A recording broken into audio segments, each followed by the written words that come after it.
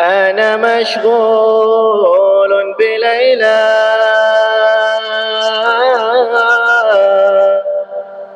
عن جميع الكون جملا. أنا مشغول بليلى عن جميع الكون جملا.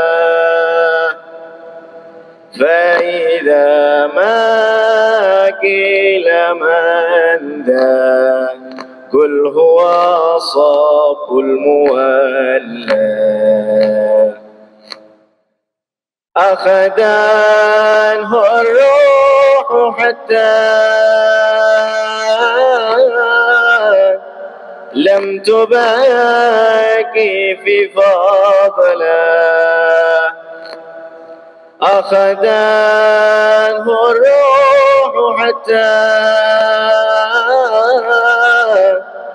لم تباكي فيه فضلا.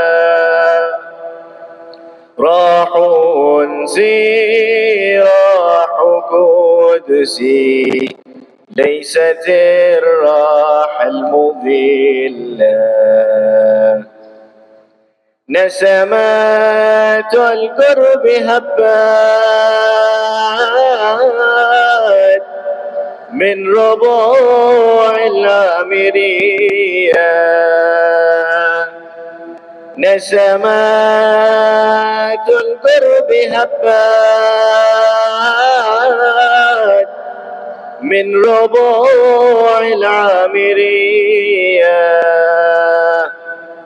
أضربت روحي وسري حين هدت للتحية.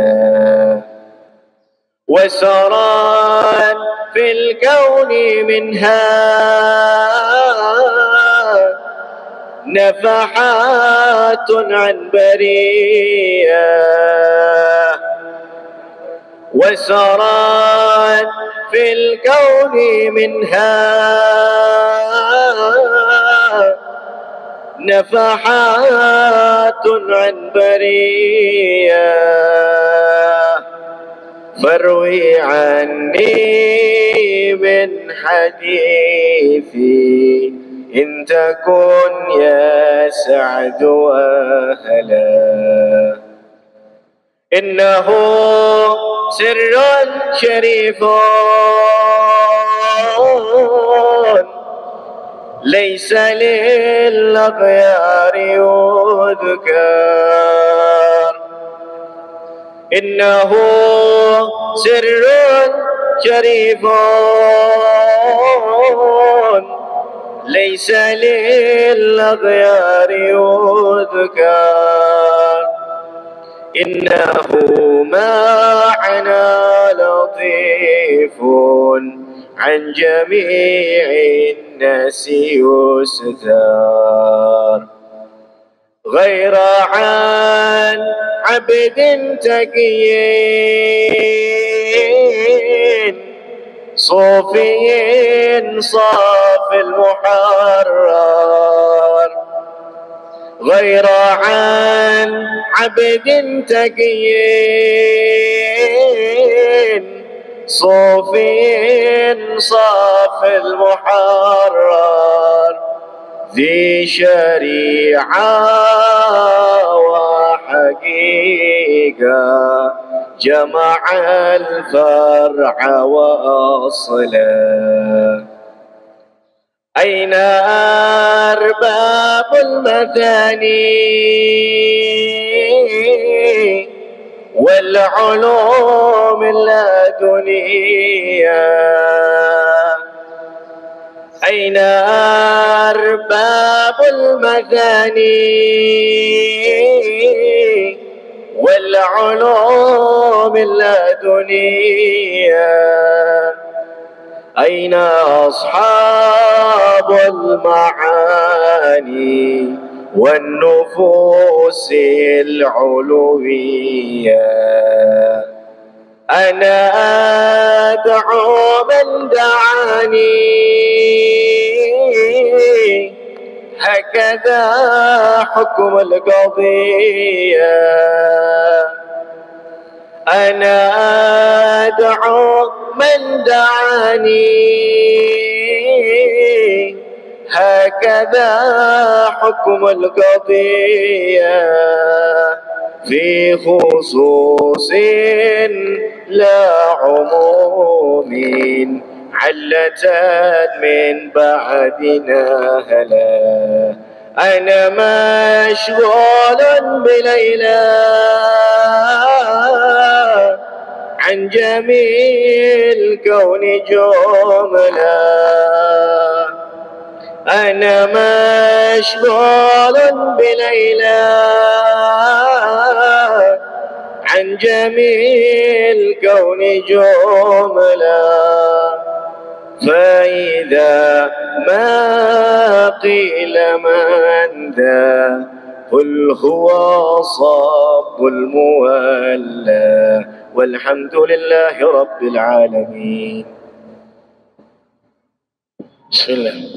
فاتح إلى روح سيدنا وحبيبنا وشفينا رسول الله محمد بن عبد الله وعلى آله وأصحابه وأزواجه وذرياته وأهل بيته أجمعين، خصوصا إلى روح سيدنا أحمد بن عيسى المهاجر الفقيه المقدم محمد بن علي وعلي وجميع سادة علي وعلي وصول وفروعهم، وإلى حضرة النبي محمد صلى الله عليه وآله وبارك وسلم. الفاتحة. أعوذ بالله من الشيطان الرجيم. بسم الله الرحمن الرحيم. الحمد لله رب العالمين الرحمن الرحيم مالك يوم الدين. إياك نعبد وإياك نستعين اهدنا الصراط المستقيم صراط الذين أنعمت عليهم غير المغضوب عليهم ولا الضالين آمين. السلام عليكم ورحمة الله وبركاته. الحمد لله القوي سلطانه، الواضح برهانه، المبسوط في الوجود كرمه وإحسانه، تعالى مجده وعظم شأنه. خلق لحكمة وطاع عليها علمه، وبسط له من فائد المنة ما جرت به في أقداره الكسمة. أشهد أن لا إله إلا الله وحده لا شريك له، وأشهد أن سيدنا محمدا عبده ورسوله لا نبي بعده. اللهم صل وسلم على نبينا محمد وعلى آله وأصحابه ومن تبعهم بإحسان إلى يوم القيامة. أما بعد، سبحانك لا علم لنا إلا ما علمتنا إنك أنت العليم الحكيم. ربي اشرح لي صدري ويسر لي أمري واحلل عقدة من لساني يفقهوا قولي، وسدد لساني واهدي قلبي بحق سيدنا محمد صلى الله عليه وآله وبارك وسلم. يا من هو في علوه كائن، يا من هو في فعل حميد، يا من هو في مجده متين. اللهم أكرمنا بنور الفهم وأخرجنا من ظلمات الوهم، وارزقنا فهم النبيين وحفظ المرسلين وإلهام ملائكة المقربين. ربنا زدنا علما وفهما وعقلا يا أكرم الأكرمين بحق سيدنا محمد خاتم الأنبياء والمرسلين. يا رحمن يا رحيم. وصلى الله على سيدنا محمد وعلى آله وصحبه وبارك وسلم، والحمد لله رب العالمين. Alhamdulillah, puji syukur kehadirat Allah, salawat salam tercurahkan kepada junjungan mulia Nabi kita tercinta, Nabi Yuna Muhammad sallallahu alaihi wa alihi wa barak wasallam, beserta segenap keluarga beliau, sahabatnya dan umatnya. Yang saya muliakan, saya hormati panitia apa tadi? Inspirasi Hijrah Ternate. Terima kasih sudah mengundang dan mengadakan acara yang baik ini. Ada juga Persatuan Pemuda Islam, PUI tadi ya. Ya. Saya kira KUI. Kalau pakai K jadi KUI. Persatuan Pemuda Umat Islam. Masya Allah. Juga ada Jamaah Majlis Ta'lim Daril Mawaddah juga ikut hadir. Ada juga muslimat ya kemudian dari Masjid Al-Munawwar pengurus ada Ustadz Jamal Al-Habib Abdul Qadir yang baca munsyid tadi, Said Abdul Qadir As-Sagaf, dan hadirin-hadirat yang insyaallah dirahmati Allah Subhanahu wa taala. Ini berbicara hijrah muhasabah ya. Sudah masuk akhir-akhir dari tahun Masehi, Desember terlama kita pindah ke Januari. Sebenarnya tahun itu sama semua. Sesungguhnya inna iddatash syuhur indallahi 12 syahra. Bulan itu di sisi Allah 12 bulan. Waktu semuanya milik Allah. Jadi ketika kita mengatakan Masehi dan Hijriah, ya substansinya sama, yaitu masalah waktu. Nah, hijrah sekarang sudah bergeser ke pengertian baru. Hijrah yang dimaksud kalau makna kamus leksikal itu artinya berpindah dari satu tempat ke tempat yang lain, disebut dengan hijrah. Al-intiqalu min makanin ila makanin akhar.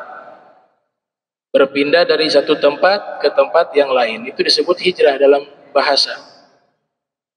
Juga menjadi terminologi hijrah dari Makkah menuju ke Madinah Al-Munawwarah. Wa dzalika fi ahdi Rasulillah sallallahu alaihi wasallam. Dan itu terjadi di masa Rasul masih hidup. Di dalam sejarah hijrah ini terjadi 2 kali. Yang dimaksud dengan al-hijrah al-hissiyah, hijrah yang secara konkret. Yang pertama hijrah ke Habasyah, Ethiopia, di masa Rasul sallallahu alaihi wasallam. Sahabat-sahabat dan beberapa keluarga Nabi diperintahkan oleh Nabi untuk hijrah ke Ethiopia. Ethiopia kalau sekarang Afrika. Apa namanya? Habasyah zaman dulu. Zaman sekarang namanya Ethiopia. Nah, itu hijrah yang pertama.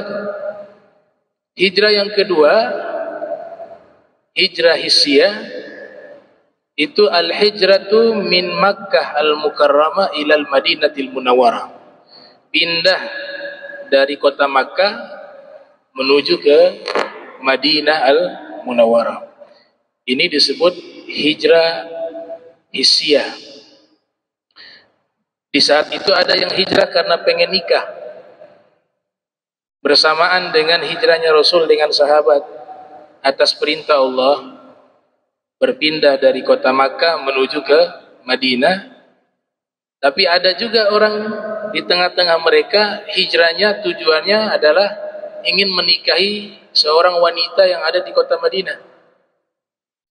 Orang ini disebut muhajir Ummi Qais. Orang yang berhijrah karena Ummi Qais. Ummi Qais itu nama seorang wanita. Kenapa dia berhijrah ke Madinah? Karena itu menjadi syarat lamarannya diterima oleh wanita yang bernama Ummu Qais. Rajulun khataba imra'atan fa'abat hatta yuhajira ilaiha. Jadi dia lamar wanita ini menolak lamarannya. Maka diberikan syarat, kalau kau mau saya terima lamaranmu, kamu harus pindah ke kota Madinah. Baru saya terima lamaranmu. Akhirnya orang ini diberikan julukan muhajir Ummi Qais. Orang yang berhijrah karena perempuan, karena ingin menikahi wanita bernama Ummi Qais. Nah, ini saya berharap kita hijrahnya karena Allah dan Rasul, ya. Bukan hijrah karena perempuan, bukan hijrah hanya semata tren yang ada di zaman sekarang, bukan hijrah karena ada niat-niat yang lain selain niat kepada Allah yang disebut dengan al-ikhlas. Ini disebut hijrah hissiyah. Nah, hijrah hissiyah ini sudah berakhir pada tahun 8 Hijriah. Jadi fadilah hijrah ke Madinah yang disebut dengan hijrah hissiyah itu, Nabi sudah nyatakan berakhir pada tahun 8 Hijriah, bertepatan dengan Fathul Makkah. Karena Nabi katakan la hijrata ba'dal fathi. Tidak ada hijrah lagi setelah Fathul Makkah. Idza jaa nasrullahi wal fath wa ra'aitan nasa yadkhuluna fi dinillahi afwaja fasabbih bihamdi rabbika wastaghfirhu innahu kana tawwaba. Nah, hijrah ini berakhir. Pahala tetap dapat kalau orang berpindah ke lingkungan yang tidak baik menuju ke lingkungan yang baik. Pahala dia dapat, tapi pahala yang sebesar hijrahnya Nabi Muhammad dengan sahabat itu sudah berakhir pada tahun 8 Hijriah, yaitu al-hijrah al-hissiyah. Tapi saat ini hijrah ma'nawiyah tetap ada. Apa itu hijrah ma'nawiyah? Kita berpindah keadaan kita dari keadaan yang tidak baik berpindah ke keadaan yang baik. Dari tidak taat kepada Allah, kita berhijrah menjadi orang yang taat kepada Allah.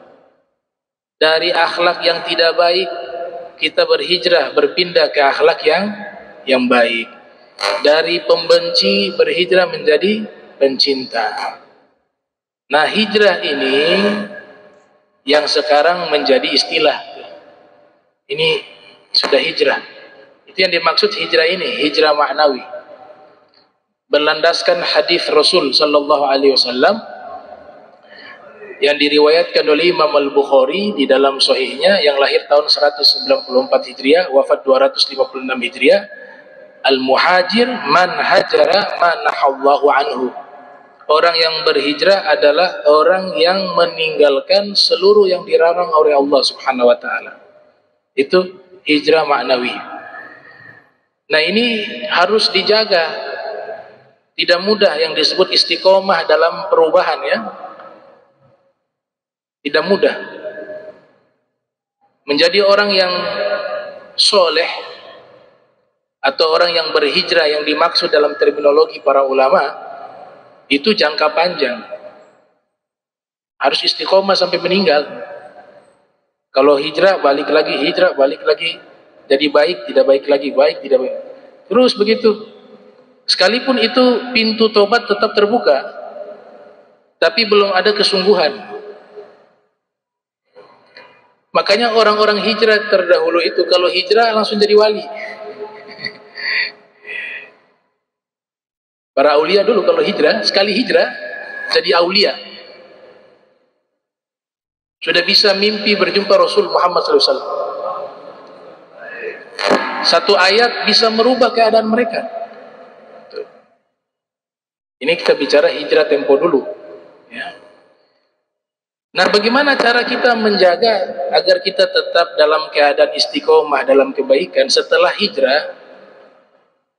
Yang pertama, sholat 5 waktu jangan ditinggal. Ayat suci Al-Quran jangan ditinggal untuk dibaca. Majlis-majlis ilmu hadiri. Ini saya punya jadwal rutin di beberapa masjid, ya. Nanti bisa ditanya ke Pak Iwan. Nah, antum kalau mau hijrah agar istiqomah tetap dalam kebaikan harus ada cas.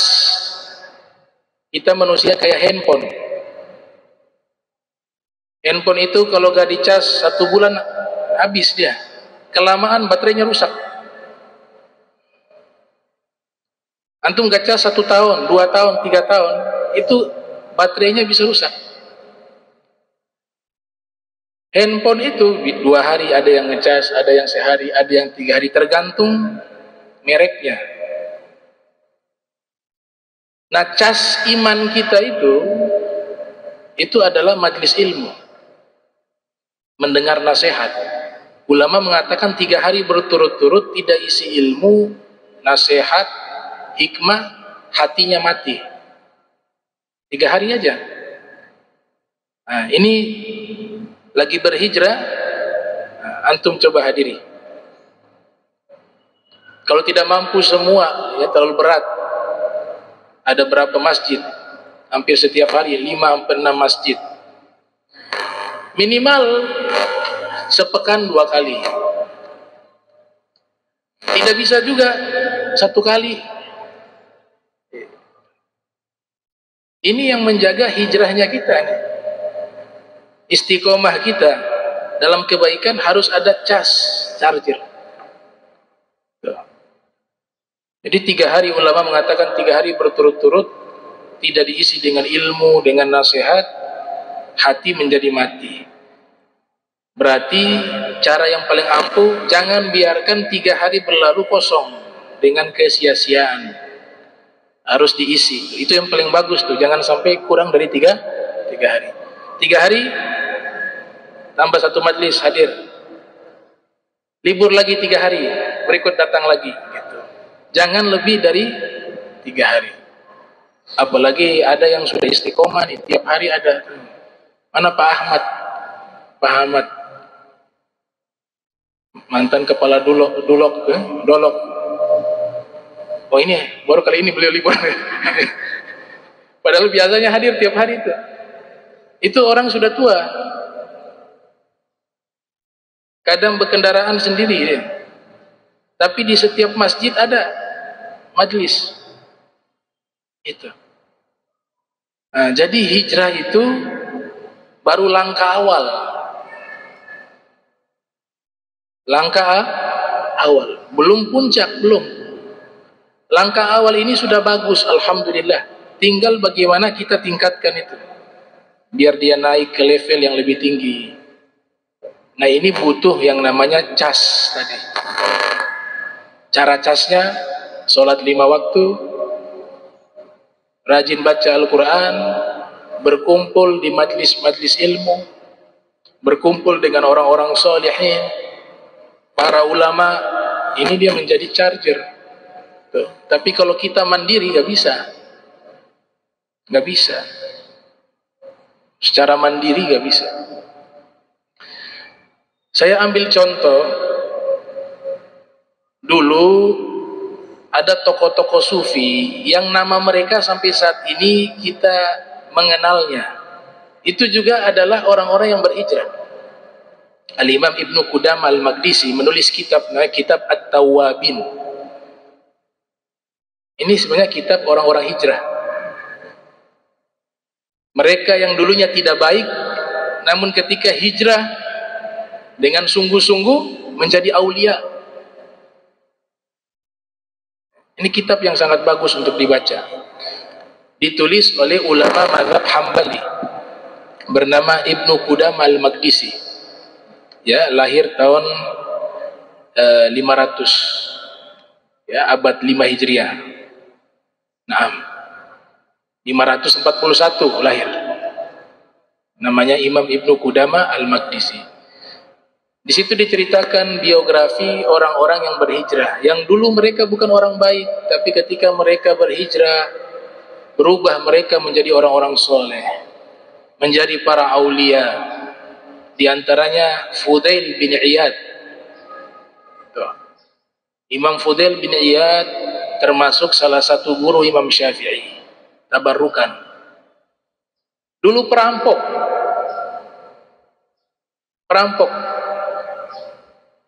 Disebut qati'ut tariq. Jadi kalau ada hafilah dagang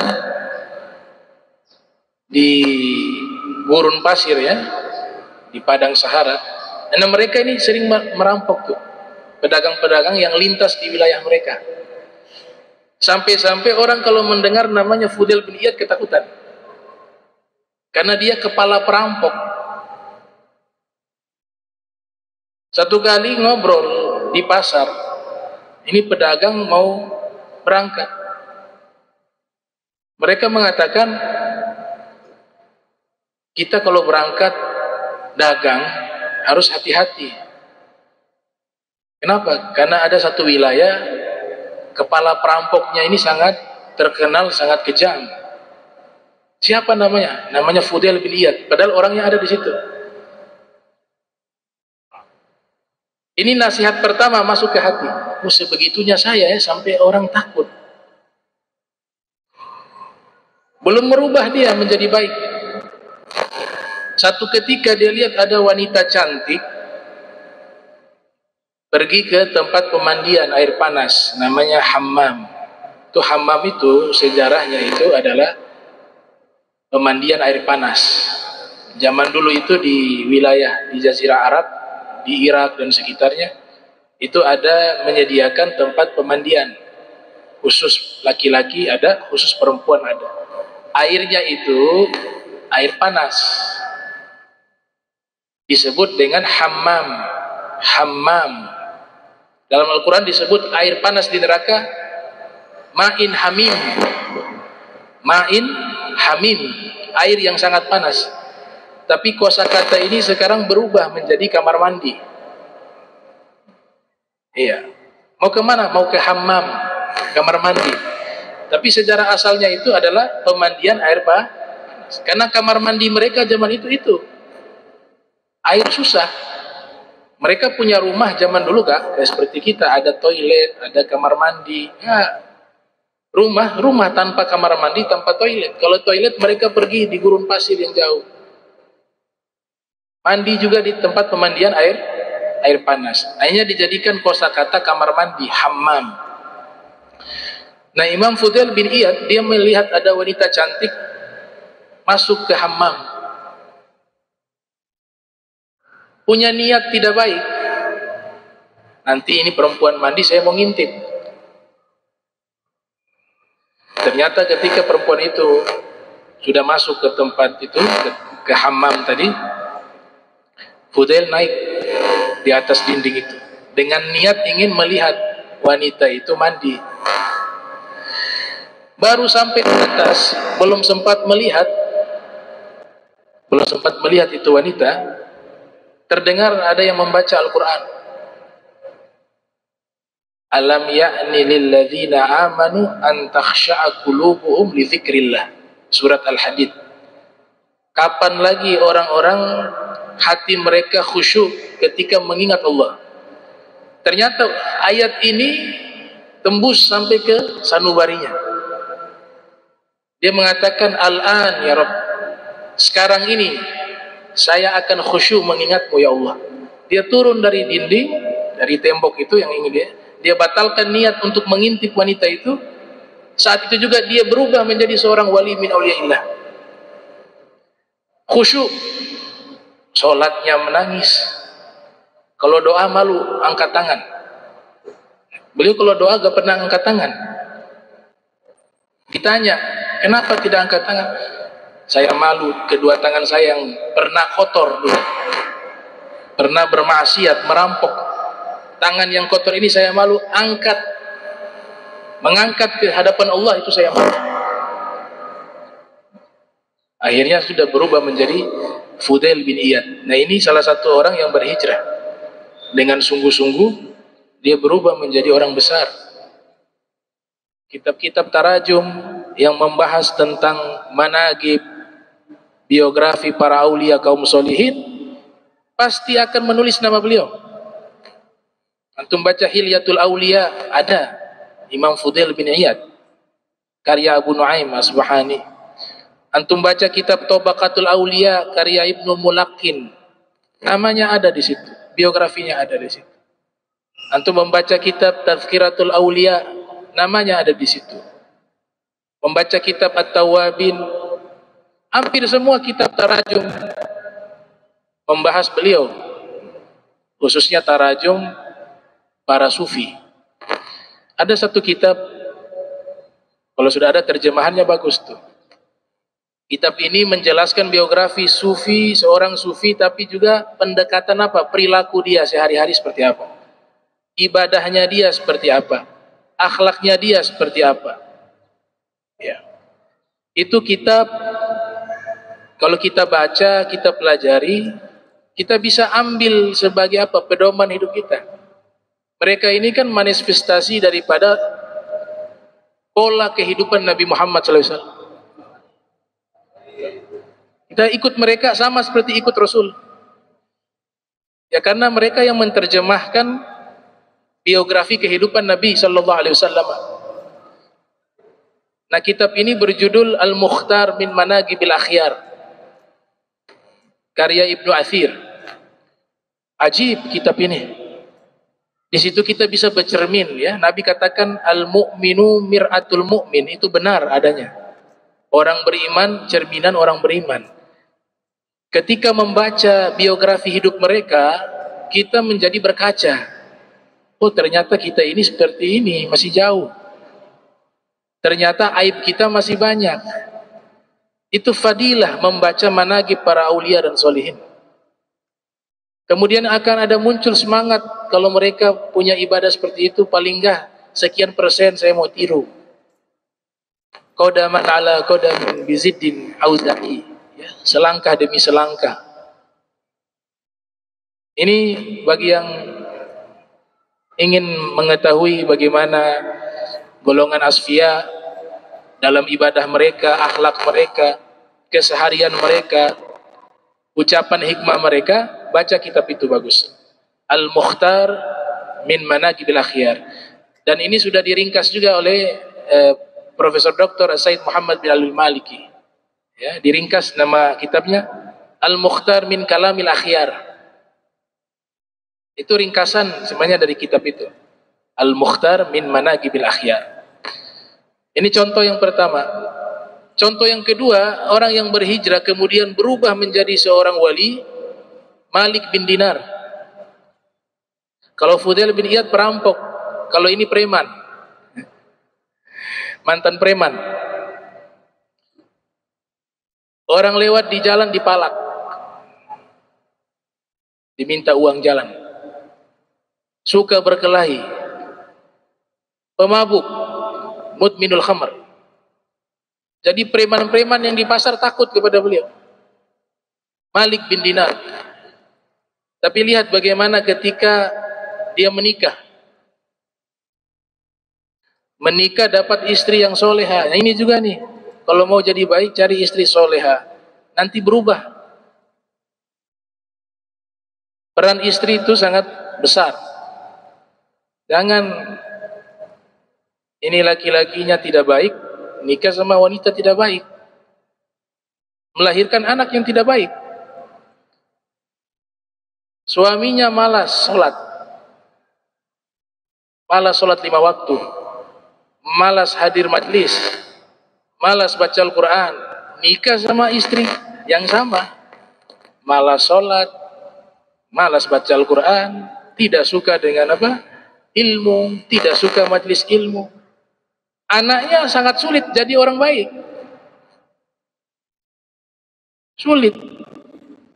Ada memang, tapi 1 juta 1 orang. Seperti siapa? Ma'ruf Al-Karhi itu kedua orang tuanya beragama non-muslim. Tapi dia dikasih hidayah oleh Allah, muslim di usia anak-anak. Nah, hijrahnya pilih istri yang baik. Istri juga lihat calon suami yang baik. Kalau ingin memiliki anak yang soleh, itu bukan doa, itu adalah apa? Fi'il wal amal. Semua orang tua punya harapan agar anaknya soleh. Tapi gak cukup hanya doa. Harus ada perencanaan. Harus ada perbuatan. Gimana pengen anak soleh, orang tuanya gak sholat? Gimana anak itu jadi anak baik? Sama ulama jarang dekat. Majlis ilmu jarang hadir. Gak bisa. Ini barang mahal. Barang mahal. Nah, Malik bin Dinar menikah dengan perempuan yang soleha, saat itu juga dia berubah. Apalagi lahir anak perempuan, dikasih nama Aisyah. Saat itu mulai dia kurangi itu minum.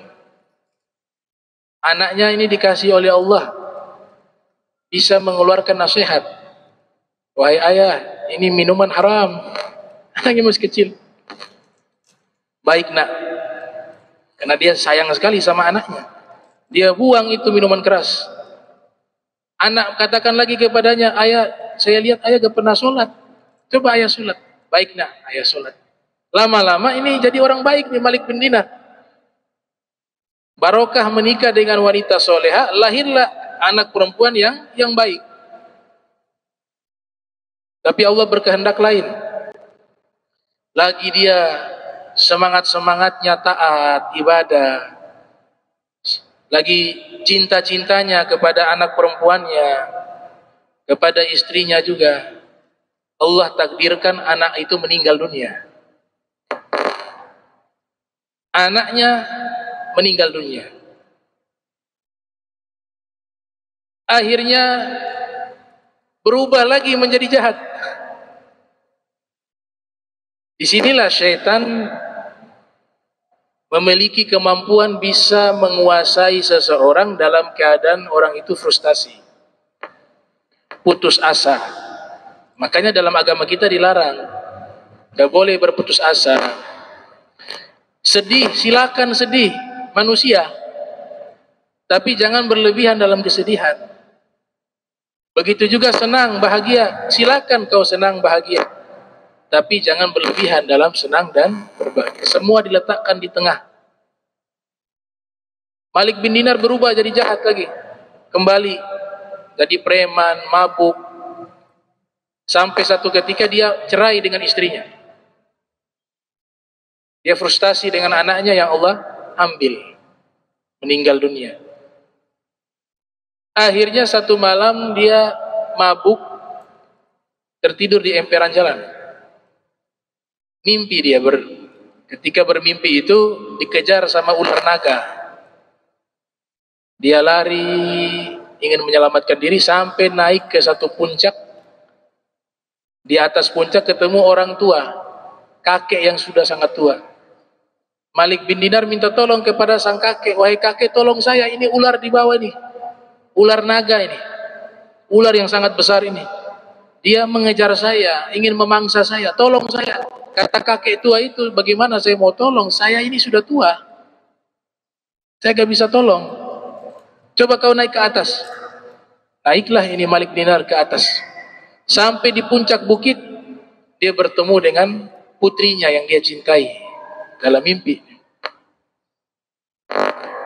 Kalau mimpi ini ada yang benar, ada yang tidak ya. Saya tidak sependapat yang mengatakan bahwa ketika kita bermimpi dengan orang yang sudah meninggal, kemudian semuanya benar, belum tentu. Belum tentu ya. Memang negerinya negeri yang benar ya. Alam barzah itu ada. Tapi mimpi itu ada 3 macam. Ada yang sumbernya dari Allah, ada dari syaitan, ada dari imajinasi. Tidak semua itu bisa dijadikan hukum dalam mimpi. Begitu juga tidak semua mimpi itu salah ya. Contoh, orang yang mau meninggal dunia, disebutkan oleh Imam Ahmad bin Hanbal, itu ruh orang tuanya yang sudah meninggal datang, berwujud orang tua ya. Padahal itu bukan ruh orang tuanya, itu jin menyamar, jin kafir menyamar, berwujud orang tuanya. Itu dalam keadaan menjelang wafat. Dia katakan agama yang benar bukan agama Islam. Saya orang tuamu sudah meninggal, sudah tahu, sudah masuk ke kubur, sudah tahu yang hakikat itu mana. Ternyata Islam bukan agama yang benar. Kau masuk agama ini. Akhirnya dia nyatakan itu. Su'ul khatimah, dia meninggal. Nah itu dalam keadaan seperti itu masih ada tipuan. Apalagi dalam keadaan mimpi. Nah yang ini mimpi yang benar. Dia bertemu anaknya di puncak bukit.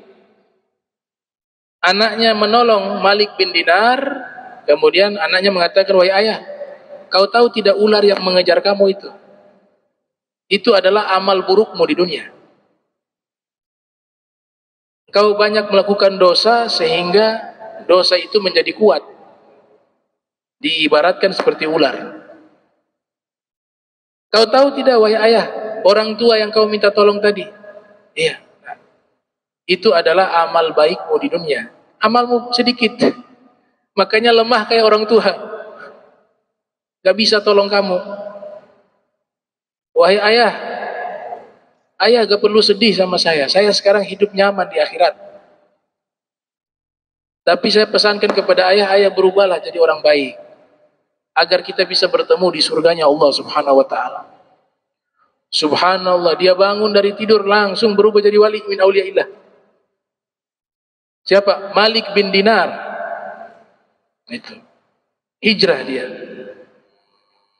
Ada yang ketiga, Bishr al-Hafi, mudminul khamr, pecandu minuman keras. Kami baca di kitab Tabaqatul Auliya karya Ibnu Mulaqqin. Dia mabuk, jalan injak kertas, di situ ada tulisan nama Allah. Ini kertas dia ambil bawa pulang ke rumah. Dia bersihkan itu kertas, dia berikan wangi-wangian. Kemudian dia mengatakan ini nama yang agung, nama yang mulia. Dalam keadaan mabuk nih, tidak layak diletakkan di lantai, diinjak-injak. Ini nama yang lafdul jalalah. Dia gantung di dinding kamarnya. Tidur dia, dalam keadaan mabuk dia tidur. Di saat dia tidur, malamnya dia bermimpi Allah Ta'ala hatif, ya, bukan Allah Ta'ala, ada suara tapi tidak ada wujud. Suara dari langit mengatakan, ya Bishr, qad tayyabta ismi fid dunya, la utayyibanna ismaka fid dunya wal akhirah. Wahai Bishr, kau sudah memuliakan namaku di dunia, maka aku akan muliakan namamu di dunia dan di akhirat. Bangun dari tidur, dikasih ilmu laduni oleh Allah, diberikan hidayah ke dalam hatinya, diberikan taufik kepadanya, dia berubah menjadi wali min auliyaillah. Namanya tertulis dalam kitab-kitab tarajum para aulia, para asfiyah. Bishr al-Hafi. Al-Hafi telanjang kaki. Al-Hafi artinya telanjang kaki, tidak pernah pakai sendal. Dia berjalan tanpa sendal. Itu ada kisah kenapa beliau dijuluki Al-Hafi. Zaman dulu punya sepatu atau sendal itu kan ada tali, ya. Kalau pakai sendal itu kan lama tuh, sendalnya tuh pakai tali ikat dulu, ya. Sedangkan Bishr al-Hafi ini sudah diangkat oleh Allah menjadi orang yang mengenal Allah. Dia punya lidah gak pernah putus dengan zikir kepada Allah subhanahu wa ta'ala. Satu ketika dia jalan di pasar, itu talinya lepas. Talinya lepas. Akhirnya dia sibuk mengurus tali sendalnya. Kebiasaan dia zikir itu hanya terputus. Biasa kan dia zikir, tapi waktu itu dia sibuk urusin tali sendalnya. Akhirnya dia lupa zikir lagi. Dia urus itu sendal, talinya diurusin. Allah berikan ilham. Ini nasihat datang dari arah manapun, ya. Makanya orang yang hatinya bersih, dia tidak lihat siapa yang berkata. Filosofi kalau di Ternate, orang khutbah Jumat ditutup tuh. Yang terdengar suaranya, orangnya gak tahu siapa yang khutbah. Itu filosofinya apa? Jangan lihat siapa yang mengatakan, tapi lihat apa yang dia katakan. Unzur maqal wala tanzur man qala. Imam Ghazali jadi Imam Ghazali itu nasihat dari perampok. Imam Ghazali jadi Hujjatul Islam itu dapat nasihat dari perampok. Beliau melakukan perdagangan, ikut rombongan dagang, beliau habis belajar, semua fawaid ilmu ditulis di bukunya. Ternyata di tengah jalan ditahan oleh perampok. Semua diambil barang-barang yang ada, termasuk buku fawaidnya Imam Ghazali yang bertahun-tahun ilmu beliau tulis di situ. Diambil bukunya Imam Ghazali. Imam Ghazali kejar itu perampok. Wahai paman, paman ambil yang lain saja, jangan ini. Ini perampok heran, ini kan hanya buku. Kenapa kau mati-matian takut saya ambil ini buku? Nah, itu buku itu saya belajar puluhan tahun, ilmu-ilmu yang saya dapatkan saya tulis di buku itu. Kalau paman ambil ini buku, habis saya. ilmu saya hilang. Allah berikan ilham kepada Imam Ghazali lewat apa? Nasihat perampok. Spontan itu perampok mengatakan, wahai anak, ilmu itu di dalam dada, bukan di buku. Kalau ilmumu di buku saya ambil hilang, berarti bukan ilmu. Ilmu itu harus ada di dalam dadamu, di hatimu. Ini jadi nasihat. Masuk ke dalam hatinya Imam Ghazali, benar. Pulang dia berubah. Tidaklah dia menulis lagi. Menulis, tapi semua yang ditulis dihafal. Semua kitab dihafal. Lihat dapat nasihat dari mana? Dari perampok. Begitu juga Bishr al-Hafi. Sibuk urusin tali sendal. Lupa zikir. Di depan dia ada pedagang. Pedagang itu bilang, hei fulan, kamu kan Bishr kan? Iya benar, saya Bishr. Saya lihat kamu sudah tidak zikir lagi tadi, sibuk urusin tali sendal. Iya. Oh iya, saya lupa soalnya ngurus. Masa seorang wali lupa zikir pada Allah gara-gara tali sendal? Akhirnya dia bersumpah, wallahi demi Allah, mulai hari ini saya tidak akan pakai sendal. Dibuang tuh sendalnya.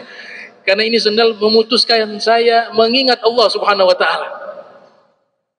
Kalau kita zaman sekarang handphone. Kalau handphone melalaikan kita, coba bikin begitu. Bukan dibuang ya, maksudnya dibatasi. Sayang kalau dibuang, mubazir. Diatur, jangan sampai handphone itu yang mengatur kita. Masa kita manusia yang dikasih akal, nggak sholat gara-gara game, nggak bisa hadir majelis ilmu gara-gara handphone, nggak bisa baca Al-Quran gara-gara handphone. Kita kalah sama benda ini. Sedangkan kita manusia yang dikasih akal. Terbalik, kita yang ngatur semua. Kita ini kan khalifah, Allah sebutkan dalam Al-Quran. Masa khalifah dengan handphone saja kalah, dengan nafsunya saja kalah, dengan hawanya saja kalah. Inni ja'ilun fil ardi khalifah. Dari situlah beliau tidak pernah pakai sendal, maka dijuluki Al-Hafi. Baik, yang kedua berkaitan masalah al-muhasabah. Muhasabah ini artinya menghitung. Kalau dalam bahasa Arab ilmu hisab, itu artinya apa? Ilmu hitung. Ada juga hari namanya hari perhitungan, yaumul hisab.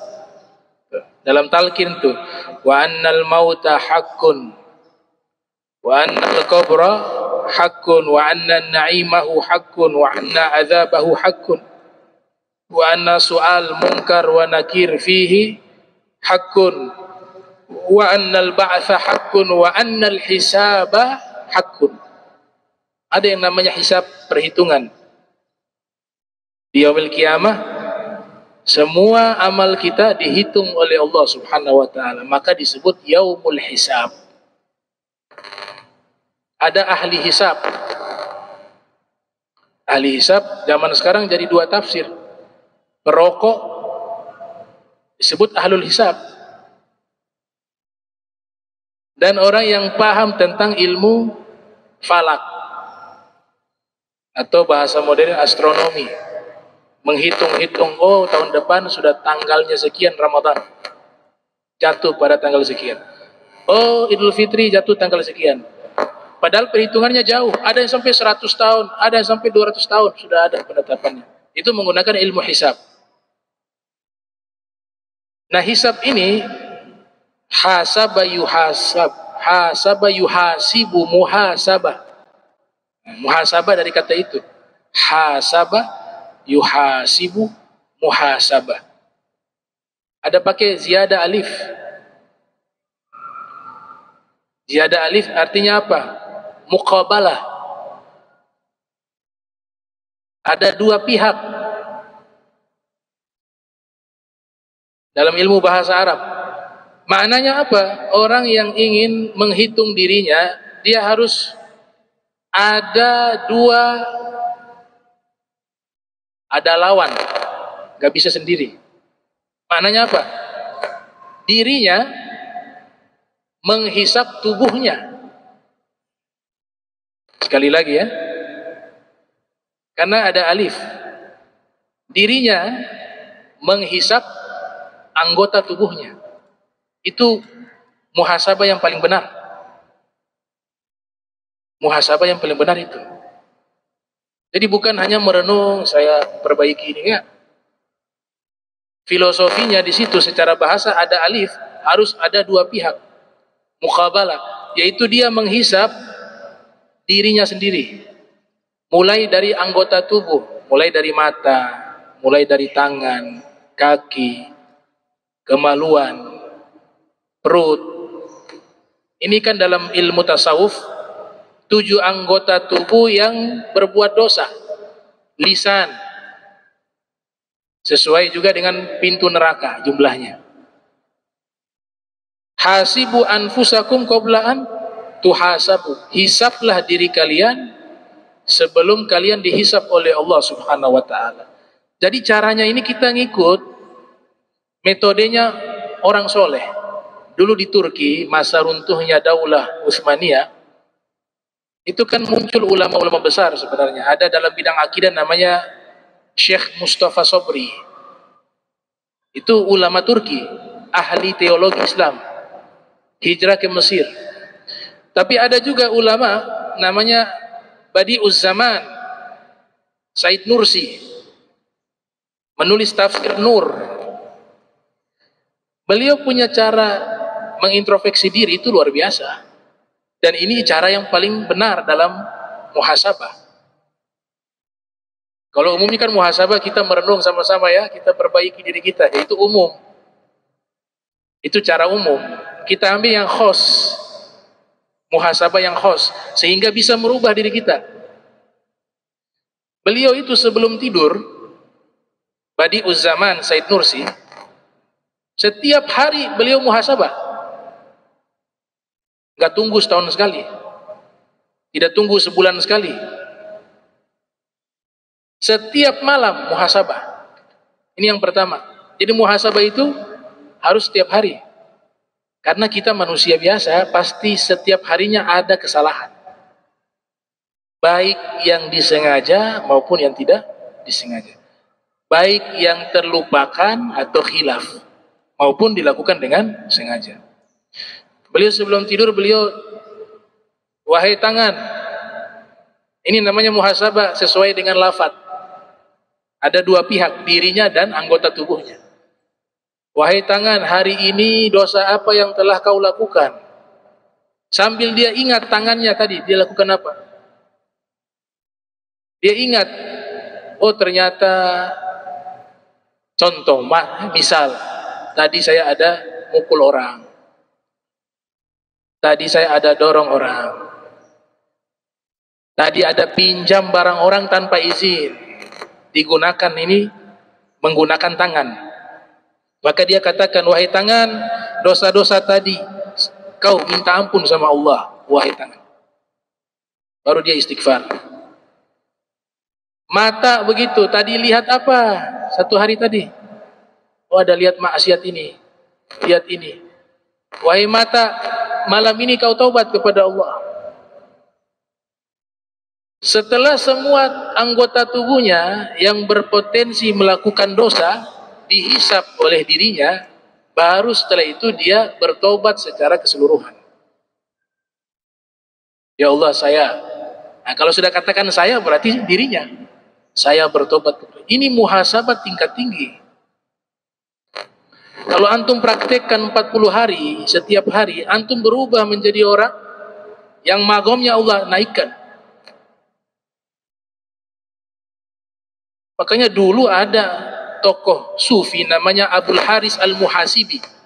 Itu julukannya Al-Muhasibi, selalu menghisap dirinya, selalu introspeksi dirinya. Dia termasuk salah satu murid Imam Syafi'i. Tapi beliau ini cenderung kepada ilmu tasawuf. Mengarang kitab Adabun Nufus. mengarang kitab Risalatul Mustarsyidin, juga mengarang kitab Tawahum. Ya, tawahum itu artinya menghayal. Situ beliau katakan ada menghayal yang bernilai pahala. Menghayal perkara-perkara akhirat. Menghayal hari kiamat yang nanti merubah dirinya menjadi orang takut melakukan dosa. Itu tawahumnya dapat pahala. Tawahum artinya menghayal. Nama kitabnya kitab Tawahum, kitab menghayal. Beliau itu menghisap bukan hanya anggota tubuh, makanya diberikan julukan Al-Muhasibi, orang yang selalu menghisap dirinya. Sampai makanan itu dihisap. Kalau ada orang kasih makanan hadiah, disuruh muridnya cari tahu nih, dari mana nih makanan. Atau yang kasih ini dia sudah kenal, kamu beli di mana? Saya beli di sini. Siapa namanya? Dicari tahu. Ini kau beli di mana? Sampai dia dapat 7 sanad. 1, 2, oh halal semua nih, baru dia makan. Kalau kita kan nggak pakai begitu. Kita fatwa sendiri, oh ini halal sudah, ini halal. Makanan enak, nggak berani diharamkan. Halal ini halal. Tapi beliau tidak, dicari tahu dari mana ini sumbernya. Sampai 7 sanad. Oh ternyata semua ini yang ke-7 ini halal. Baru beliau makan.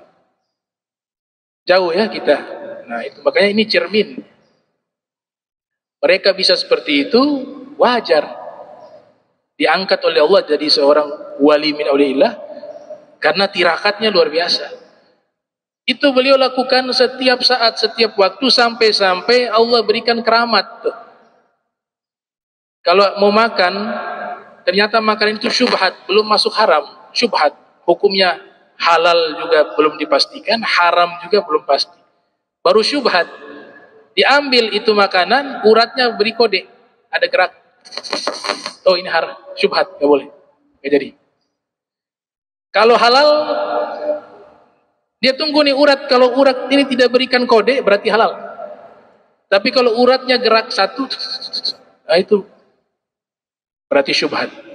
Ada aulia di Hadramaut mengatakan kalau beliau satu urat, kalau saya seluruh urat bergerak. Saya lupa makalahnya siapa itu. Seorang sayyid di sana. Kalau Abul Haris Al-Muhasibi mendeteksi ini makanan syubhat atau haram, ya, syubhat saja seperti itu, apalagi haram. Terdeteksi dengan gerakan satu urat yang memberikan kode bahwa ini syubhat, ini haram. Itu satu urat. Kalau saya, menurut ulama itu yang di Hadramaut, saya seluruh urat di tubuh saya bergerak. Kalau itu makanan haram, kalau itu makanan syubhat. Jadi dicari 7 sanad. Seperti Sayyidina Abu Bakar Siddiq demikian. Nah ini namanya Abul Haris Al-Muhasibi. Kemudian yang terakhir iman, ya, meningkatkan iman. Nah iman ini kalau ahli sunnah wal jamaah berkeyakinan dia bisa naik, bisa turun. Ya dalilnya jelas dalam Al-Quran, surat Al-Fath ayat 4 misalnya. Walladzi anzala as-sakinah fi qulubil mu'minin liyazdadu imana ma'a imanihim. Dia Allah menurunkan ketenangan di dalam hati orang-orang yang beriman agar mereka menambah iman mereka dengan iman mereka. Bersama iman mereka, ma'a imanihim. Di situ kan ada lafaz liyazdadu. Mereka menambah iman. Berarti iman itu bisa ditambah. Bisa juga berkurang. Al-iman yazid wa yanqus. Iman itu naik dan turun. Al-iman al-iqrar bil lisan wa tasdiqu bil janan wal amalu bil arkan. Iman itu diikrar dengan lisan, dibenarkan dengan hati, dan dibuktikan dengan amal. Itu disebut dengan iman. Ini sebenarnya sanadnya mauquf kepada Imam Ali bin Abi Thalib. Ucapan Sayyidina Ali yang diambil dari Nabi Muhammad SAW. Imam Suyuti memasukkan dalam kitab Lubabul Hadith yang lahir tahun 849 Hijriah, wafat 911 Hijriah. Jadi iman itu naik turun. Sekarang bagaimana iman itu agar naik? Kita kan berharap imannya naik terus. Kalau boleh jangan turun-turun deh. Memang tahap awal naik turun ya. Kayak ayunan dia naik ya turun. Yazid wa yankus. Cara mendeteksi dan mengetahui bahwa iman ini naik adalah di saat peningkatan taat. Di Zubat ada tuh. Wa kun minal imani fi mazidi wa fi safa'il qalbi la tajdidi bi kathratis salati wa ta'ati wa tarki mali nafsi min syahwati fa syahwatu nafsi ma'adz dzunubi mujibatani ghaswatal qulubi wa inna abada qulubin nasi min rabbinar rahim qalbun qasi. Jadilah iman kamu itu meningkat dengan apa? Dengan membersihkan hati, meningkatkan taat, dan meninggalkan maksiat. 3 ini kalau dilakukan, iman naik. Membersihkan hati dari penyakit-penyakit hati, taat, ibadah, taat atas perintah agama. Yang ketiga, meninggalkan maksiat. Dorongan hawa nafsu kepada kemaksiatan. Dia tinggalkan maksiat. Itu iman naik tuh. Kita pertahankan hari pertama, hari kedua, hari dia naik terus. Tapi ketika maksiat turun. Hati kotor turun. Taati nafsu wa syahwat turun. Itu dia punya standar. Barometernya itu. Makin taat dia naik. Maksiat dia turun. Ya, naik turun. Ada iman yang enggak pernah naik, ada. Ada iman juga tidak pernah turun. Iman yang tidak pernah turun tapi naik terus, imanul anbiya. Imannya para nabi. Yazid wala yankus. Para nabi itu imannya enggak pernah turun. Makin diuji oleh Allah dengan ujian-ujian, justru imannya makin naik. Belum pernah saya baca kitab ada nabi minta pensiun dini, belum pernah. Maksudnya Nabi minta pensiun, ya Allah saya tidak kuat cobaan ini terlalu berat. Saya minta ya Allah sudah, saya mengundurkan diri atau saya pensiun dini sudah dari kenabian. Mau ambil cuti juga tidak pernah saya dengar para nabi. Kenapa? Padahal ujiannya berat. Para nabi itu ujiannya lebih berat dari manusia biasa. Al-anbiya thumma al-amthal fal-amthal, kata Nabi. Inna asyadda bala'an al-anbiya. Manusia yang paling berat ujiannya para nabi. Tsummal amsal fal amsal, kemudian yang mengikuti mereka, Tapi tidak pernah saya dapati ada satu nabi pun yang mengatakan, ya Allah saya tidak kuat jadi nabi. Tolong ya Allah, copot jabatan saya. Kasih kepada yang lain. Semuanya berpegang dengan pangkat kenabian, padahal ujiannya makin berat. Kenapa? Karena iman mereka tidak menurun ketika diuji, justru tambah naik. Ada iman statis, naik tidak, turun tidak. Imanul malaikah, imannya malaikat. Ya malaikat begitu sudah. Karena malaikat gak ada maksiat, sehingga gak bisa turun. Taat ada, tapi sampai di situ batasannya, gak bisa lebih. Imanul malaikah, yazid. La yazid wa la yankus. Dia tidak naik dan juga tidak turun. Yang ketiga ada imanul kufar wal munafikin. Imannya orang-orang kafir dan orang munafik. Yankus wa la yazid. Turun terus tidak pernah naik. Yang keempat iman al-muslimin. Ini kayak kita ini. Imannya orang-orang Islam, umumnya orang muslim.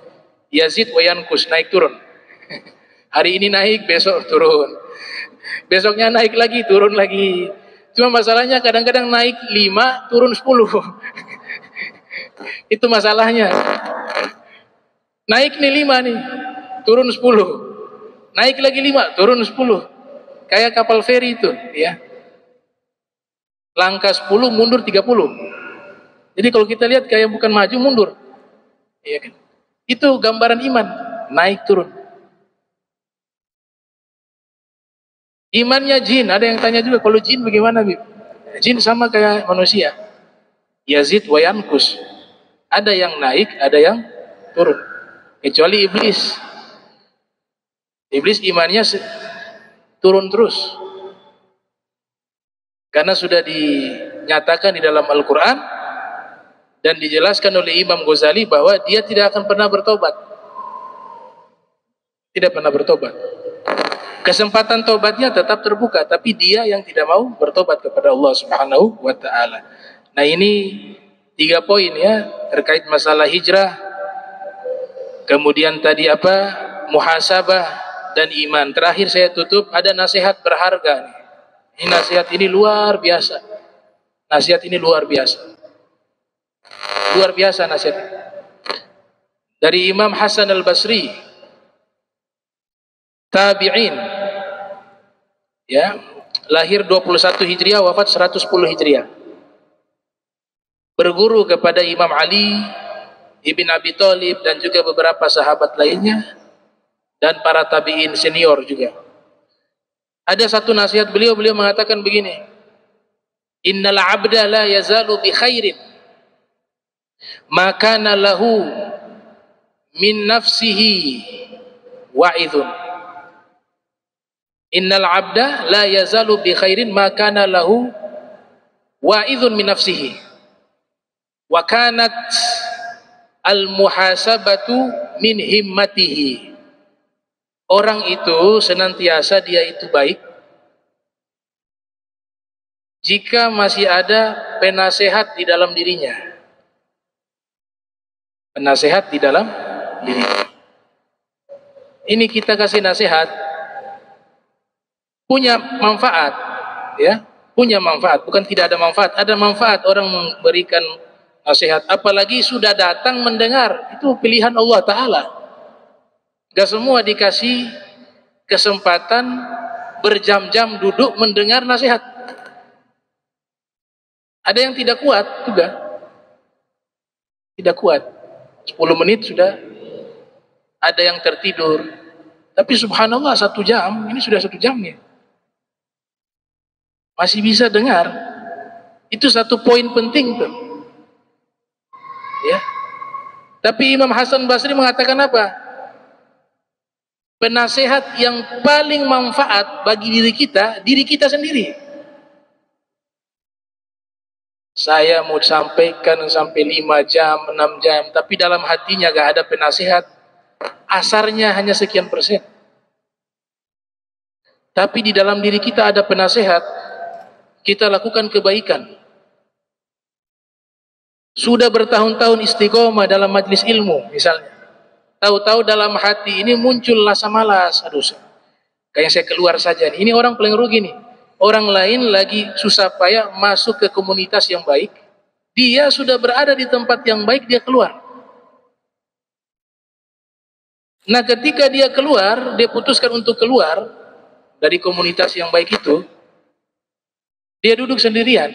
Tiba-tiba dalam hatinya kan ada kayak seperti ada bahasa yang dia pahami sendiri. Orang lain gak bisa paham, dirinya yang paham. Kamu sudah buat satu hal yang tidak baik. Kamu sudah di tempat yang baik, kenapa kamu keluar? Jadi iya ya. Oh ya, saya salah itu. Kadang-kadang begitu kan? Gak boleh ini, saya sudah salah jalan ini, saya harus balik ini. Nah, ini kata Imam Hasan Basri, orang ini masih baik dia. Karena apa? Ada penasehat di dalam dirinya. Dan penasehat inilah lebih ampuh daripada para ulama, para dai yang memberikan nasihat kepada kalian. Itu hanya sekian persen. Tapi yang ada di dalam diri kalian, itulah penasehat yang mampu merubah kalian. Dari mana penasehat ini ada? Kasih sayangnya Allah. Allah masih pandang dirimu. Allah masih pandang dirimu, cuma kita tidak peka. Kita harus bersyukur kalau kita melakukan kesalahan, ada penasehat mengatakan itu salah, itu tidak boleh, itu haram. Anda harus banyak bersyukur kepada Allah Ta'ala. Kita banyak bersyukur kepada Allah Ta'ala. Itu adalah perhatian dari Allah. Masih dikasih penasehat di dalam diri kita. Nah, orang semacam ini, sejahat apapun dia, suatu saat tetap dia akan jadi baik. Hanya tunggu waktu saja. Cuma yang celaka itu gak ada penasehat. dia berbuat kejahatan apapun, gak ada dalam dirinya itu yang memberikan nasihat padanya. Nah, kalau di dalam dirinya saja tidak ada penasihat, maka bagaimana mungkin sebagai dai ulama yang menyampaikan nasihat kepadanya dia bisa terima? Gak bisa. Lah, penasihat di dalam dirinya saja tidak ada. Ini nasihat mahal, ikhwan. Namanya waiz. Pakai istilah waiz. Waiz itu kafa bil mauti wa'idhah. Nabi gunakan kalimat yang sama. Di Al-Quran juga, ud'u ila sabili rabbika bil hikmati wal mau'idhah hasanah wajadilhum billati hiya ahsan. Pakai mau'idhah. Jadi di dalam kita ini ada penasihat. Kalau penasihat itu masih ada di dalam diri kita, berarti Allah masih pandang kita. Tinggal kita merespon, mau menerima tidak nasihat yang baik di dalam diri kita. Kalau sudah ada nasihat baik dalam diri kita, ambil itu, amalkan itu, tunaikan itu. Jangan berharap nasihat dari luar. Percuma, pengaruhnya sedikit. Nasihat di dalam diri kita itu lebih besar. Ada kan orang tua datang ke saya, Bib, tolong CP anak ini biar ikut Bib ke majelis. Tolong ajak-ajak dia. Saya kasihan. Ini biar waktunya itu diisi dengan kebaikan. Bib, tolong ajak dia ke majelis begini. Saya merendahkan diri saya datang kepada anak itu berkali-kali. Saya tahu ini kalimat selama penasihat gak ada di dalam dirinya, percuma saya sampaikan. Percuma. Karena yang bisa merubah dirinya sendiri. Kita ini hanya wasilah, perantara. Sampaikan sekali, 2 kali, ngikut sekali, hilang 1 tahun. Panggil lagi tahun kedua, ngikut sekali, hilang 2 tahun. Akhirnya saya sampaikan kepada orang tuanya. Saya bilang, Ibu mohon maaf, saya sudah berusaha, sudah ajak begini. Tapi memang perkara ini yang bisa menentukan, merubah dirinya untuk jadi orang soleh, orang baik, dirinya sendiri. Jangankan saya, sekarang ada wali kutub datang kasih nasihat, gak bisa. Wali kutub, ajak dia, gak bisa. Kenapa? Karena penasihatnya sudah hilang di dalam dirinya. Kalau penasihatnya ada, tentu dia sendiri akan berubah. Sekali saya sampaikan, ada bekas, ada kesadaran. Tapi memilih komunitas yang tidak baik, berarti gak ada penasehat. Begitu. Terus bagaimana? Sudah ibu doa. Doanya ibu itu seperti doanya Nabi kepada umat. Doa, kasih nasihat, pelan-pelan. Semoga Allah berikan dia penasihat di dalam dirinya. Nah itu. Jadi kalau masih ada itu penasihat, itu alhamdulillah. Berarti potensi baik masih ada. Nah terakhir juga kata Imam Hasan Al-Basri, mengatakan, dan senang introspeksi diri. Ini baik, sifat baik. Nah orang yang beruntung itu, dia senang menghitung dirinya. Nah orang yang celaka, senang menghitung orang lain. Kebalik kan? Ini kalau ada nasihat, disampaikan tentang masalah akhlak buruk, dia bilang itu dia tuh, dalam hati. Sana. Tentang kikir, itu dia fulan itu. Jadi tidak pernah dia arahkan ke dirinya, semua orang lain. Bicara sombong, itu dia tuh, fulan. Kikirah itu sana tuh. Akhlak buruk dia sana. Kapan dirinya? Padahal dirinya ini kalau dilihat juga banyak kekurangan. Nah ini orang yang celaka. Senang menghitung orang lain, tapi lupa menghitung diri sendiri. Ada pepatah itu, gimana? Semut dan gajah tuh. Ya. Orang tua-tua dulu bisa hafal tuh. Semut di depan mata, gajah di depan mata tidak bisa dilihat. Semut di seberang sungai dia lihat. Ajib. Semut di depan sungai, kecil dia bisa lihat. Ini depan gajah dia gak kelihatan. Aibnya dia gak bisa lihat, tapi dia lihat orang lain. Orang semacam ini akan terhalangi, terhijab. Tidak akan bisa usul kepada Allah, tidak akan bisa usul kepada Nabi Muhammad SAW. Karena ada dinding pemisah. Gitu. Tapi ketika dia sudah Ini saya yang kurang nih, saya begini, saya yang ceramah tentang bakhil itu saya itu kayaknya saya harus tingkatkan lagi nih, harus hilang. Sombong itu saya itu, ujub itu saya. Nah orang semacam inilah yang bisa menjadi baik. Itu kata siapa? Imam Hasan Al-Basri. Nah, jadi sudah waktu. Mudah-mudahan Allah Taala berikan kita ya pengampunan dosa, diberikan istiqomah fi ta'ah wal ibadah. Dalam pertemuan ini dicatat sebagai amal soleh. Amin ya rabbal alamin. Allahumma jam'ana hadza jam'a marhuma wa tafarraqan bari tafarruqan ma'suma wa la tajal minna wa la minna syakila mahruma. Subhanaka bihamdika asyhadu an tastaghfiruka wa atubu ilaih. Wa sallallahu alaihi wasallam Muhammadin wa ala alihi wa sahbihi wa barik wasallam. Wa lafu minkum wassalamu alaikum warahmatullahi wabarakatuh.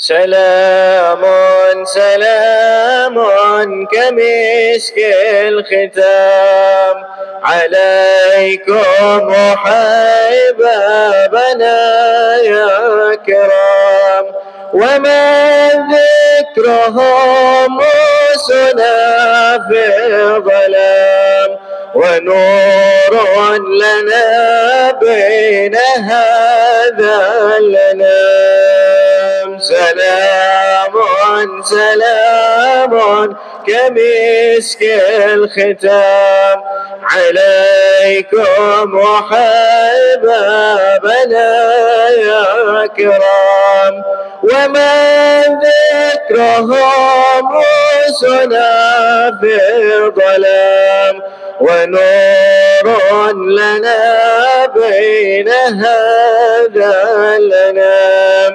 سكنتم فؤادي ورب العباد وأنتم مرامي وأقصى المراد فهل تسعدوني بصف الوداد وهل تمنحوني شريف المقام سلام سلام كمسك الختام عليكم وحبابنا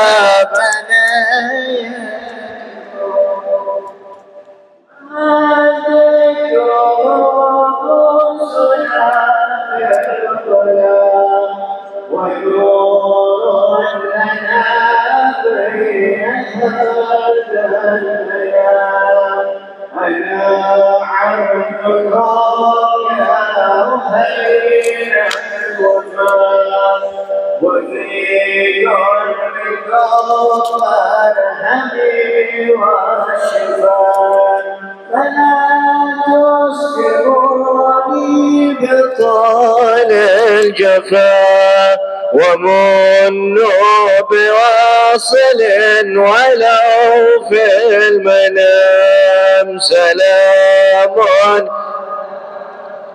كمسك الختام عليكم وحبابنا يا كرام ومن ذكرهم موسنا في ظلام ونور لنا بين هذا الأنام أموت وأحيا على حبكم وذلي لديكم وعزي بكم وراحة روحي رجاء قربكم وعزمي وقصدي إليكم دوام سلام سلام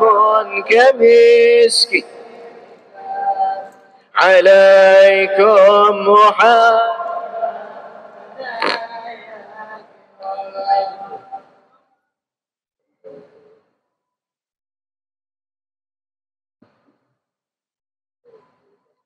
فلا عشت إن كان قلبي سكن إلى البعد عن أهله والوطن، ومن حبهم في الحشا قد قطن، وخامر مني جميع العظم.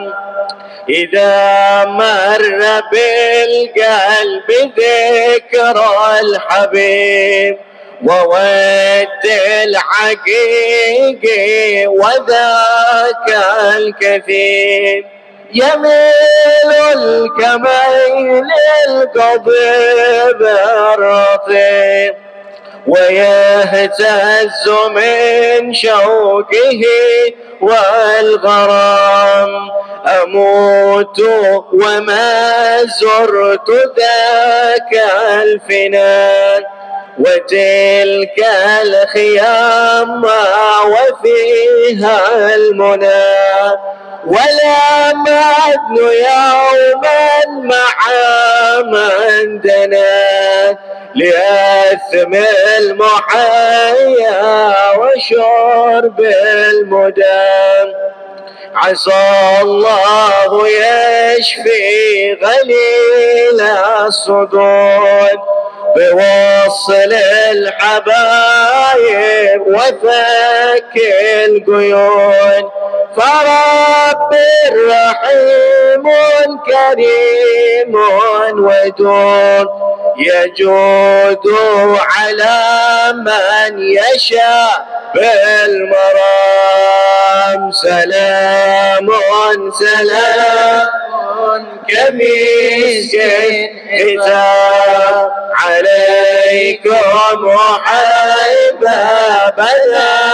يا كرام، ومن ذكرهم رسنا في ظلام، ونور لنا بين هذا الأنام، والحمد لله رب العالمين.